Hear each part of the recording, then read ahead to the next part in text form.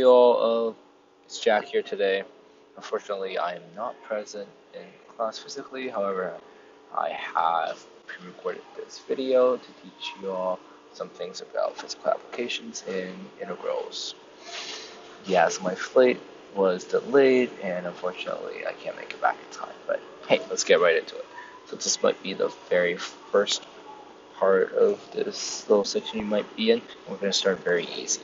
So first topic today is going to be density and mass, and I think most of you already got it, so we probably haven't even started. So the first prerequisite concept of today is going to be mass equals density times volume. This is a very simple physics concept that you guys might have heard of or learned during high school. Please pardon any PAs or any announcements because I'm sitting in the airport right now. But let's get right into it. So we all know that mass times equals density times volume, and we can see that by manipulating with some of the units. So densities are measured in kilograms per square meters, and the volumes measured in square meters. And we times it together, we get mass, which is in kilos. This formula is great for us, and we can use it in many different ways. However, this can only be used when the density is continuous, so there is only one density. But now you might ask, what if the density varies? How can we account that? How can we get the mass of an object when it varies? Fortunately, we learned integrals in Calc 2. So in this unit, we're going to only look at one-dimensional objects. So the unit will, so the density unit for them will be kilograms per centimeters, or varies, but it's going to only have an order of 1. So we're not going to look at volume. This will make our life a lot easier. So let's look at how we can get our equation that we're going to use.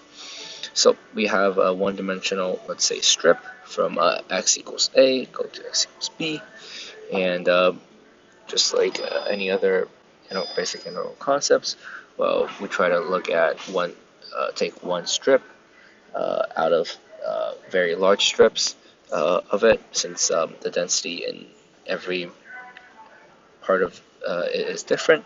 So let's say we take one strip in xk star, and how we can calculate the mass of that in that particular strip, that singular strip. And looking at that, we have to get the density, which is going to be provided as a function at that point, which is going to be p of xk star, you can see here, and we're going to times the width, which is the volume, but however we're looking at one dimension, so it's going to just be delta x, and that will be for only one slice out of a very continuous piece between A and B. So now we're just going to piece all the slices together, and we can get the mass of the whole slice. Now, the whole thing.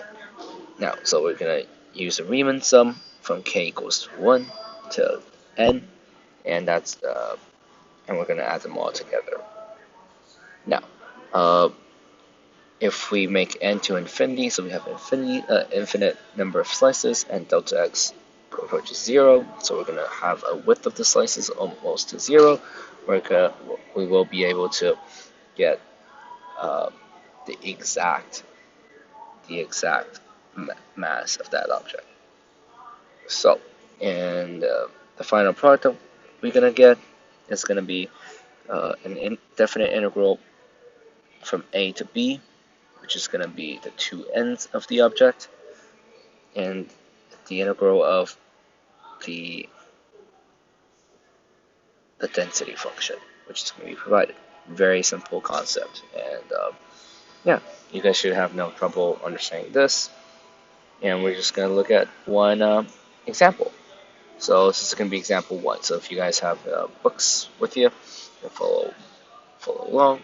So the thing reads: a thin 2-meter bar represented by the intervals 0, x between 0 and 2 is made of an alloy, which density in units of kilograms per meter is given by p of x equals 1 plus x squared.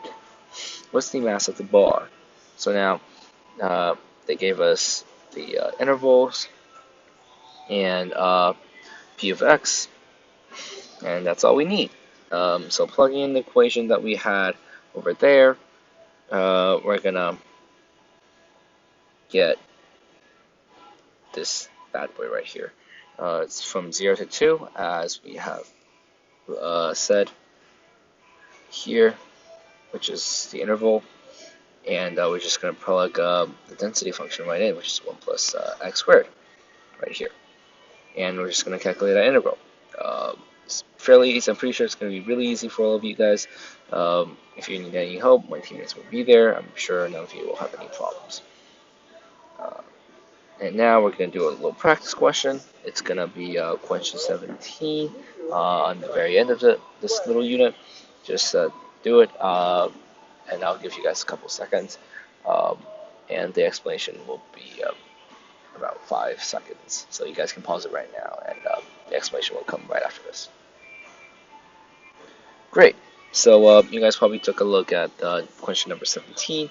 It's also very relatively simple question to work on, and then I'm just going to read the question real quick because it's really simple. So it gave us the p of x, which is the density, to be x times the square root of 2 minus x squared, and please pardon the notation here because I'm using an iPad, and the interval is going to be x between 0 and 4. So we, just like the example, we're going to plug it in to the equation we got beforehand, from a to b, and integral between a to b, and integrate the function of density.